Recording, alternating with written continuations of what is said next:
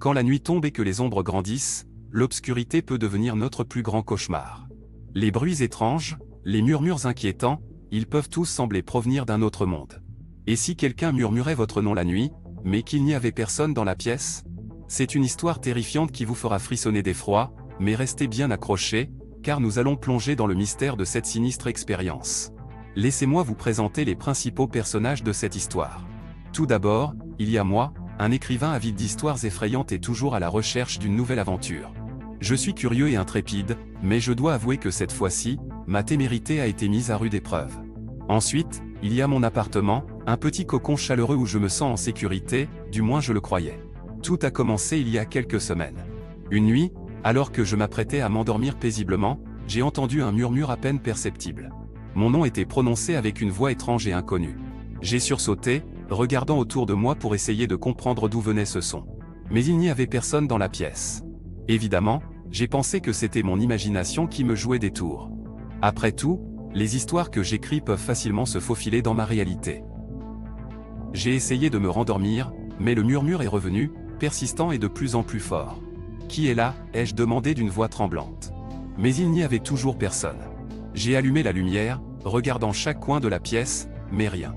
J'ai secoué la tête, persuadé que c'était juste une hallucination due à la fatigue.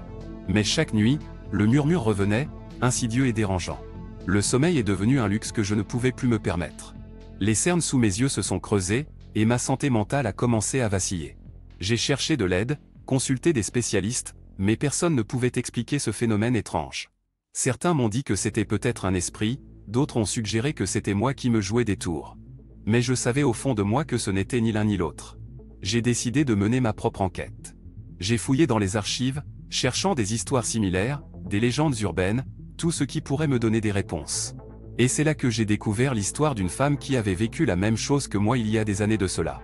Elle avait été hantée par un murmure sans visage, un murmure qui semblait la suivre partout où elle allait. L'histoire ne finissait pas bien pour elle, et j'ai commencé à craindre pour ma vie. Je suis retourné dans mon appartement, déterminé à trouver une solution avant qu'il ne soit trop tard. J'ai passé des nuits blanches à chercher des moyens de me débarrasser de ce murmure qui me hantait. J'ai essayé les rituels, les prières, même la méditation. Mais rien ne fonctionnait. Le murmure persistait, devenant de plus en plus fort, de plus en plus menaçant. Et puis, un soir, alors que j'étais au bord du désespoir, j'ai eu une révélation. Peut-être que je ne devais pas chercher à me débarrasser du murmure, mais plutôt à le comprendre. J'ai décidé de l'affronter, de l'écouter attentivement, de lui donner une chance de se faire entendre. Et c'est ce que j'ai fait.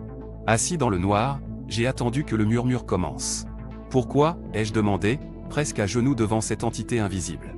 Et alors, le murmure s'est transformé en une voix douce et mélodieuse. « Je suis perdu, je suis seul. Aide-moi » a-t-elle dit. C'était une voix féminine, triste et désespérée. J'ai commencé à creuser, à chercher des indices sur cette voix mystérieuse. Et peu à peu, j'ai découvert la vérité. Cette voix appartenait à une jeune femme qui avait vécu dans cet appartement il y a bien longtemps. Elle avait été assassinée, son corps jamais retrouvé. Son esprit errait, cherchant désespérément à trouver la paix. J'ai senti mes cheveux se dresser sur ma nuque. J'étais en train de communiquer avec un esprit, avec un fantôme. Mais au lieu d'avoir peur, j'ai ressenti de la compassion. J'ai promis de l'aider, de trouver ce qui lui était arrivé, de lui apporter la justice qu'elle méritait. Les jours ont passé, et j'ai suivi chaque piste, chaque indice. J'ai découvert que la jeune femme avait été victime d'un crime passionnel, son amant jaloux l'ayant assassinée avant de disparaître dans la nuit. J'ai contacté la police, leur apportant toutes les preuves que j'avais trouvées. Et finalement, après toutes ces années, la vérité a éclaté au grand jour. L'esprit de la jeune femme a finalement trouvé le repos éternel. Le murmure qui hantait mes nuits a disparu, remplacé par un silence apaisant. Je me suis senti soulagé, mais aussi triste pour cette âme perdue.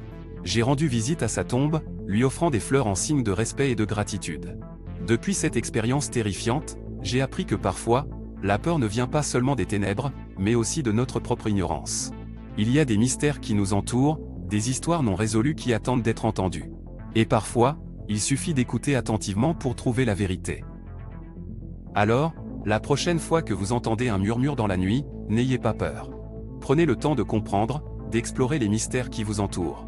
Car parfois, c'est là que se trouvent les réponses que nous cherchons désespérément.